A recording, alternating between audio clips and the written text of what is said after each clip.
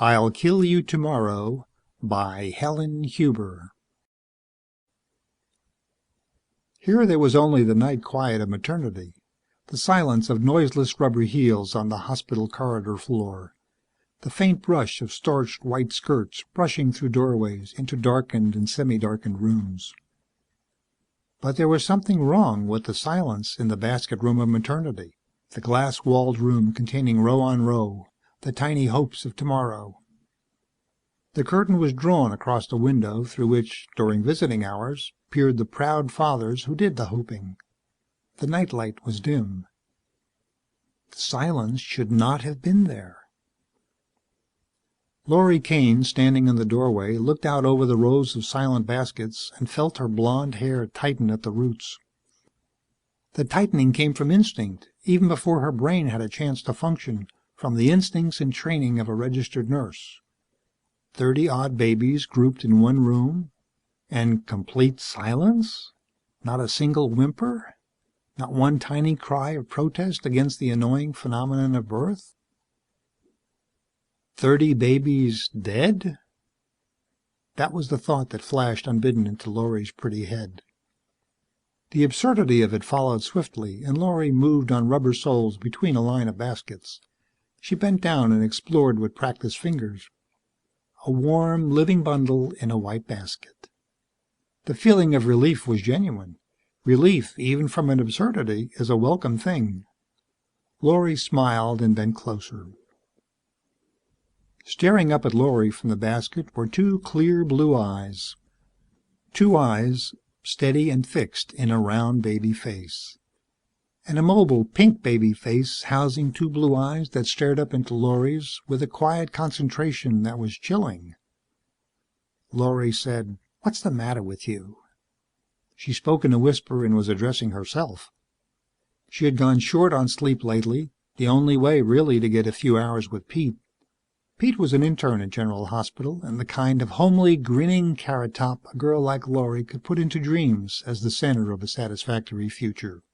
But all this didn't justify a case of jitters in the basket room. Laurie said, "Hi, short stuff," and lifted Baby Newcomb, male, out of his crib for a cuddling. Baby Newcomb didn't object. The blue eyes came closer. The week-old eyes with the 100-year-old look. Laurie laid the bundle over her shoulder and smiled into the dimness. "You want to be president, Shorty?" Laurie felt the warmth of a new life, felt the little body wriggle in snug contentment. "I wouldn't advise it. Tough job." Baby Newcomb twisted in his blanket. Laurie stiffened. Snug contentment? Laurie felt two tiny hands clutch and dig into her throat. Not just pawing baby hands, little fingers that reached and explored for the windpipe.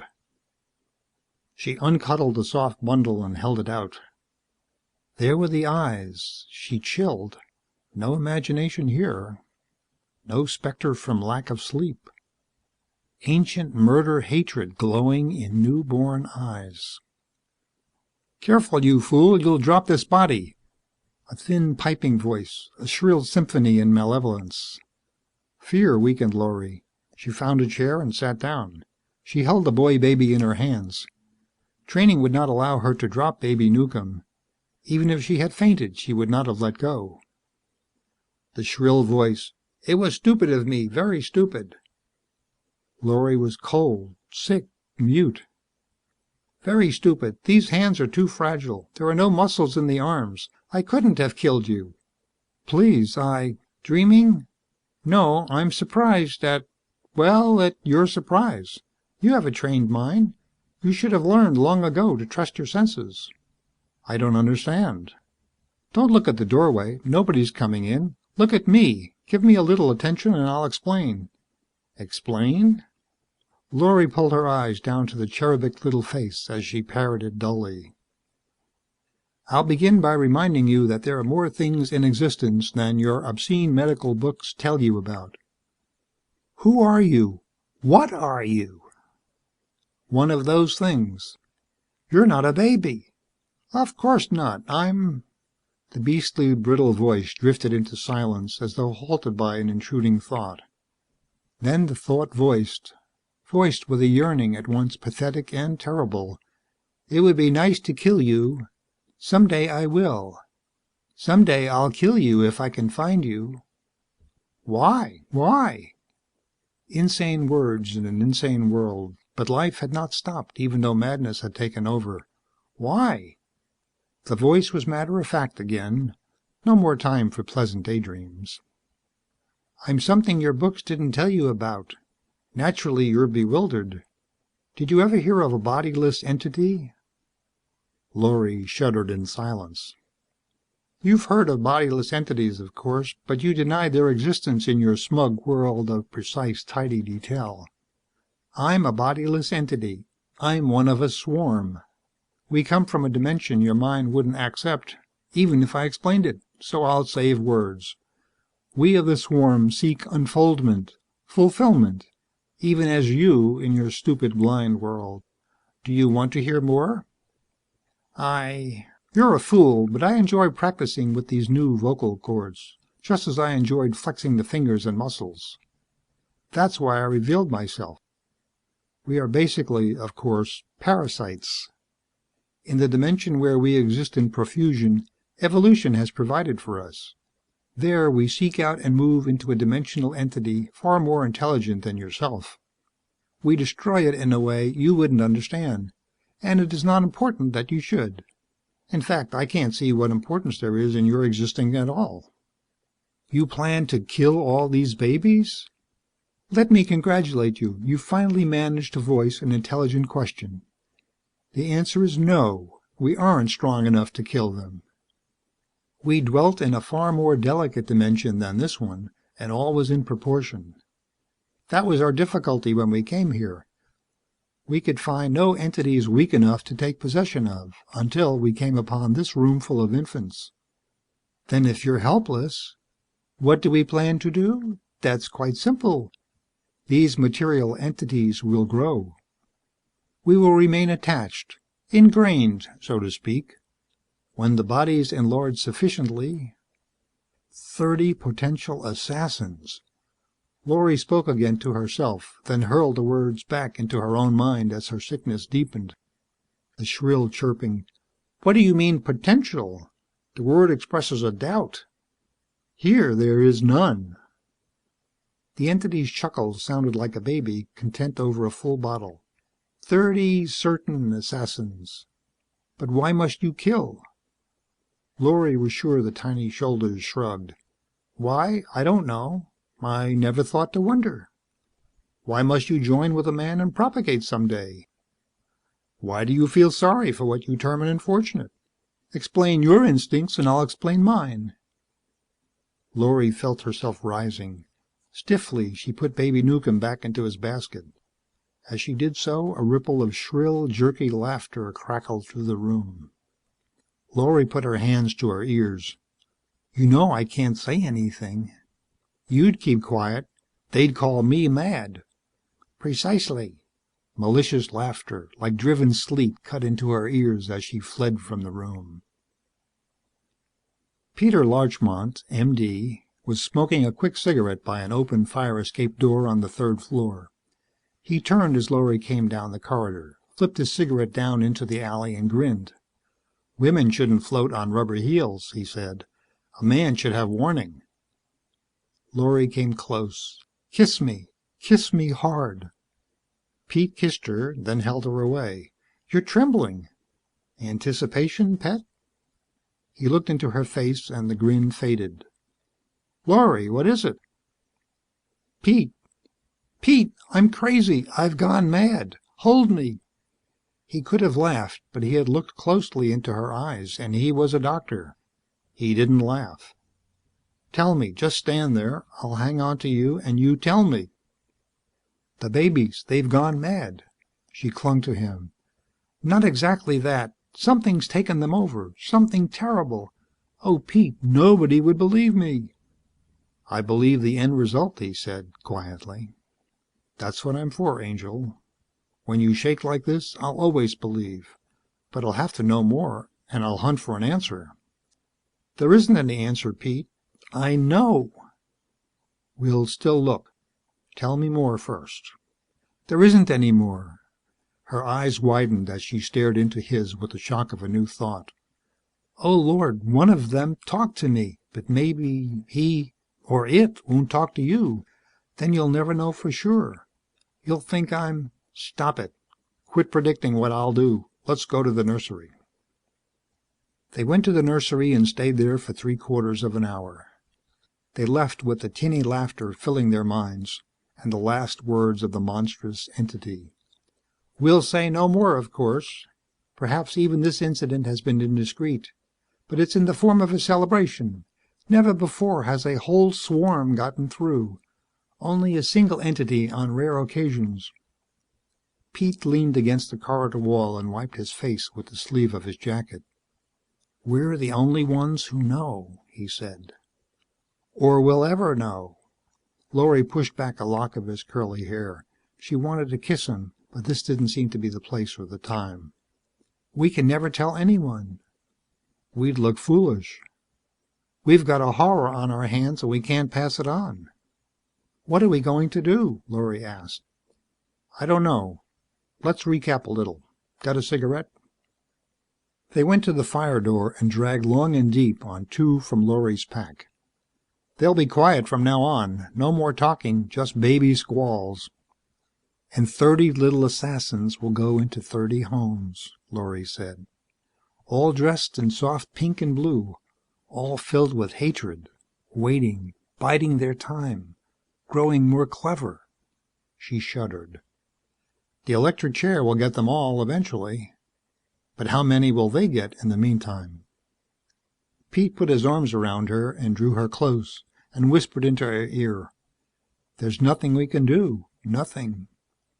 "We've got to do something." Lori heard again the thin, brittle laughter following her, taunting her. "It was a bad dream. It didn't happen. We'll just have to sleep it off." She put her cheek against his. The rising stubble of his beard scratched her face. She was grateful for the rough touch of solid reality. Pete said, "The shock will wear out of our minds. Time will pass. After a while, we won't believe it ourselves. That's what I'm afraid of. It's got to be that way. We've got to do something." Pete lowered his arm wearily. "Yeah, we've got to do something where there's nothing that can be done. What are we, miracle workers? We've got to do something." "Sure, finish out the watch and then get some sleep." Lori awoke with the lowering sun in her window. It was a blood-red sun. She picked up the phone by her bedside. "Room 307, residence extension." Pete answered drowsily. Lori said, "Tell me, did I dream or did it really happen? I was going to ask you the same thing. I guess it happened." "What are you doing?" "Lying in bed." "So am I. But 2 different beds. Things are done all wrong." "Want to take a chance and sneak over? I've got an illegal coffee pot." "Leave the door unlocked." Lori put on the coffee. She showered and got into her slip. She was brushing her hair when Pete came in. He looked at her and extended beckoning, clutching fingers. "To hell with phantoms. Come here." After a couple of minutes, Lori pulled away and poured the coffee. She reached for her uniform. Pete said, "Don't put it on yet. Too dangerous leaving it off." He eyed her dreamily. "I'll dredge up willpower. I'll also get scads of fat, rich clients. Then we'll get married so I can assault you legally." Lori studied him. "You're not even listening to yourself. What is it, Pete? What have you dreamed up?" "Okay, I've got an idea. You said something would have to be done." "What?" "A drastic cure for a drastic case, with maybe disaster as the end product." "Tell me." "I'll tell you a little, but not too much." "Why not all?" "Because if we ever land in court, I want you to be able to say under oath, 'He didn't tell me what he planned to do.'" "I don't like that." "I don't care if you like it or not.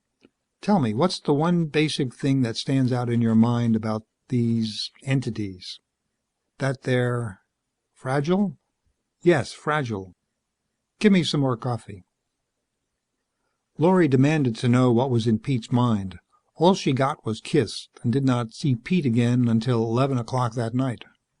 He found her in the corridor in maternity and motioned her toward the nursery. He carried a tray under a white towel. He said, "You watch the door. I'm going inside. I'll be about half an hour." "What are you going to do?" "You stay out here and mind your business. Your business will be to steer any nosy party away. If you can't, make noise coming in." Doc Pete turned away and entered the nursery. Lori stood at the doorway, in the silence, under the brooding nightlight, and prayed. 25 minutes later, Pete came out. His face was white and drawn. He looked like a man who had lately had a preview of hell's inverted pleasures. His hands trembled. The towel still covered the tray. He said, "Watch them close. Don't move 10 steps from here." He started away and turned back. "All hell is scheduled to break loose in this hospital shortly. Let's hope God remains in charge." Lori saw the sick dread of his heart underneath his words. It could have been a major scandal. An epidemic of measles on the maternity floor of a modern hospital indicates the unforgivable medical sin, carelessness. It was hushed up as much as possible, pending the time when the top people could shake off the shock and recover their wits. The ultimate recovery of 30 babies was a tribute to everyone concerned. Wan, done in, Doc Pete drank coffee in Lori's room. Lori gave him 3 lumps of sugar and said, "But are you sure the sickness killed the entities?" "Quite sure. Somehow they knew when I made the injections. They screamed. They knew they were done for." "It took courage. Tell me, why are you so strong, so brave? Why are you so wonderful?" "Cut it out. I was scared stiff. If 1 baby had died, I'd have gone through life weighing the cure against the end. It isn't easy to risk doing murder, however urgent the need." She leaned across and kissed him. "And you were all alone. You wouldn't let me help. Was that fair?" He grinned, then sobered. "But I can't help remembering what that invisible monster said. Never before has a whole swarm gotten through, only a single entity on rare occasions. I can't help wondering what happens to those single entities. I think of the newspaper headlines I've seen. Child kills parents in sleep. Youth slays father. I'll probably always wonder, and I'll always remember." Lori got up and crossed to him and put her arms around him. "Not always," she whispered. "There will be times when I'll make you forget. For a little while, anyhow."